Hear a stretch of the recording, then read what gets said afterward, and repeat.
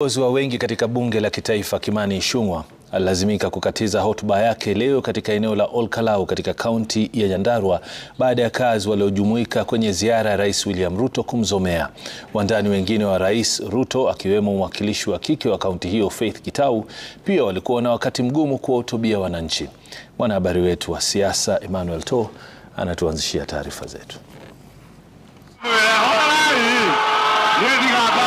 Alitarajia kukaribishwa kwa mbwembwe, shangwe na vigelegele kama ilivyokuwa katika siku za kwanza mbili za ziara ya Rais William Ruto mlimani. Yote inajengwa hapo ikiwekwa kabla.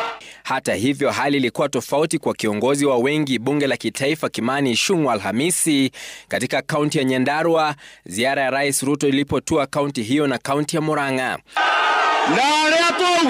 Mlima ukianza kuwa telezi, ukimwagiwa maji na baadhi ya wafuasi waliokuwa naibu rais Rigathi Gachagua ambao walimzomea pindi tu alipopokezwa kipaza sauti na Rais Ruto katika eneo la Olkalau, Nyandarua.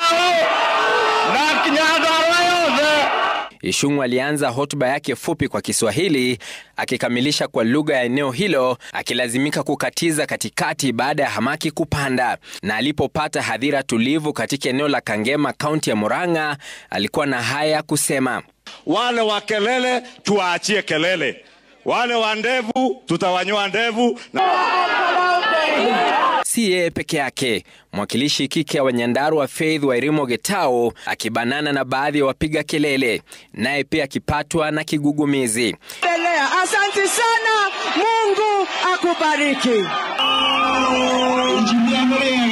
Jirani wao mbunge wa Laikipia East Festus Mwangi Kionjori akishuka jukwani pindi tu alipopanda, naye pia kidungwa sindano ya kelele. Rais William Ruto ambaye amezuru kaunti za Nyandarua na Murang'a Alhamisi akiwataka wakazi wa eneo hilo kutuliza boli na kungoja uchaguzi mkuu wa mwaka 2027. Basi tukae chonjo, kila mtu afanye kazi yake bwana.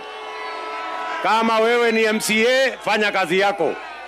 Hawa watasahihisha kazi yetu baada ya miaka 5. Profesa Kithure Kindiki. Hata hivyo haikuwa kilio kote, kambi ya Rais Ruto ikipanguswa machozi na ujio wa mmoja wa wafuasi sugu wa Gachagua alionekana kuvuka sakafu. Kutereza kulikuwa kuanguka. Your Excellency, nilianza hii maneno ya kusema lazima tukue ndani ya serikali kutoka Januari wakati nilikuwa nasunguza maneno ya basari.